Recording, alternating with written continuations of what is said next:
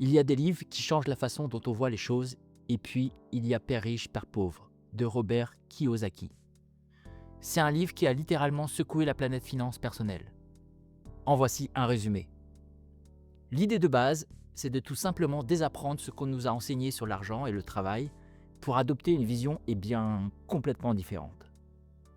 Alors là, c'est la phrase que tout le monde connaît, la leçon numéro 1. C'est le cœur du réacteur, ce qui sépare la mentalité du père riche de celle du père pauvre. L'idée a l'air simple, mais en réalité, elle est profonde. Elle nous oblige à nous poser une question fondamentale. Est-ce que l'on passe sa vie à courir après l'argent ou est-ce qu'on construit un système où c'est l'argent qui court pour nous? Ok, ce principe est génial, mais une fois qu'on a dit ça, on fait comment? C'est souvent là que les gens bloquent et c'est justement tout l'intérêt des chapitres qui suivent.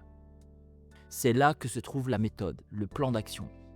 Alors c'est précisément dans ce plan qu'on va plonger maintenant. Voici notre feuille de route. D'abord, on va voir la règle d'or, la différence entre un actif et un passif. C'est la base de tout. Ensuite, on verra comment construire sa propre colonne d'actifs. Après, on s'attaquera au mental, aux barrières psychologiques qui nous prennent tous. Et pour finir, on verra le plan pour démarrer, pour faire ses premiers pas. Allez, c'est parti. Tout commence ici. Pour Kiyosaki, la raison principale pour laquelle tant de gens ont des difficultés financières, c'est qu'ils ne connaissent pas cette différence. C'est simple, mais c'est la clé de voûte de toute sa philosophie.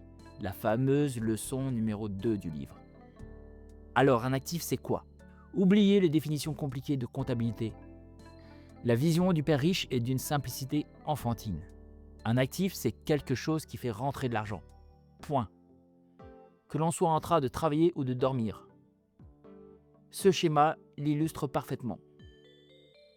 L'argent part de la colonne actif de ce que l'on possède et hop, il vient remplir la case revenu. Le flux est positif, l'argent rentre. C'est ce cercle vertueux que les riches cherchent à construire et amplifier en permanence. Et à l'inverse, un passif, c'est tout aussi simple. C'est quelque chose qui fait sortir de l'argent de notre poche. C'est une charge, une dépense qui aspire nos ressources mois après mois. Et là, le schéma montre exactement le contraire. L'argent sort de la case dépenses pour aller nourrir la colonne passif. Le flux est négatif, l'argent s'en va. C'est le cycle dans lequel beaucoup de gens sont piégés, souvent sans même s'en rendre compte. Et voilà le point qui sème la confusion chez tout le monde, la résidence principale.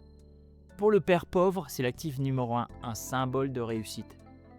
Il la place fièrement dans sa colonne d'actifs. Mais pour le père riche, c'est un passif. Pourquoi? Parce qu'elle génère des dépenses constantes. Le crédit, les taxes, l'entretien. Chaque mois, elle sort de l'argent de la poche. Elle n'en rapporte pas.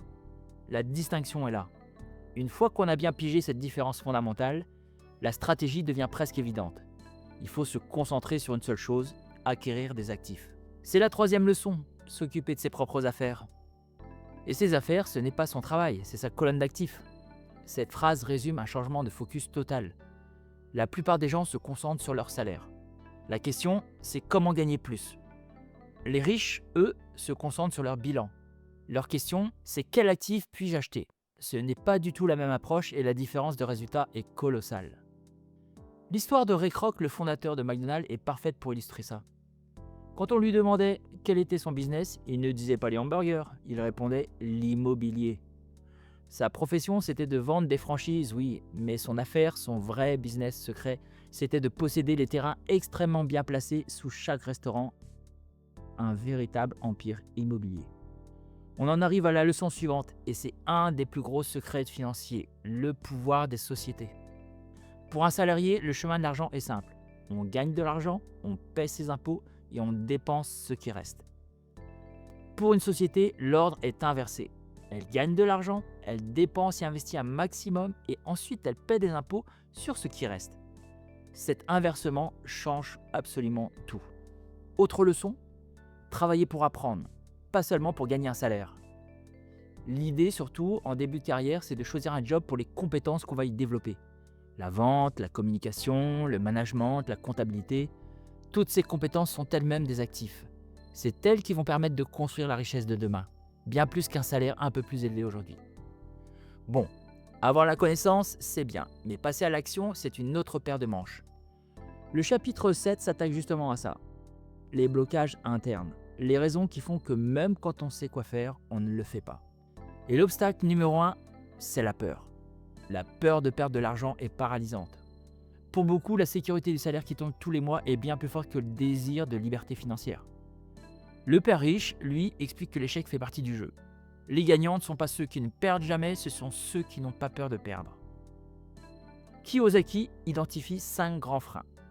On a la peur, bien sûr, puis vient le cynisme, cette petite voix qui nous dit « ça ne marchera jamais, c'est trop risqué ». Il y a aussi la paresse, le fait de toujours remettre à plus tard. Les mauvaises habitudes comme celle de se payer en dernier après tout le monde. Et enfin, l'arrogance. Penser qu'on sait déjà tout, ce qui nous empêche d'apprendre quoi que ce soit de nouveau. Très bien, on a la théorie, on a identifié les ennemis intérieurs. Maintenant, la question à 1 million, par où commencer? Les derniers chapitres donnent justement une série d'étapes concrètes pour mettre la machine en route. Voilà une des clés la plus puissante et la plus difficile à appliquer. C'est payez-vous en priorité. Ça veut dire qu'avant de payer la moindre facture, on met de l'argent de côté pour l'investir dans sa colonne d'actifs. La pression de devoir payer les factures ensuite nous force à devenir plus malin, plus créatif pour trouver des revenus. Ensuite, bien s'entourer, se former en permanence, rester curieux et le plus important de tout, agir, se lancer. Même en tout petit pas, c'est infiniment mieux que l'inaction. On va terminer là-dessus. Tout ce qu'on vient de voir, ce n'est pas de la sorcellerie, c'est juste une autre façon de penser. Alors, la vraie question à se poser maintenant, ce n'est pas comment devenir riche demain, mais plutôt quelle est la toute première brique, même toute petite, que l'on peut poser pour commencer la construction de sa propre colonne d'actifs.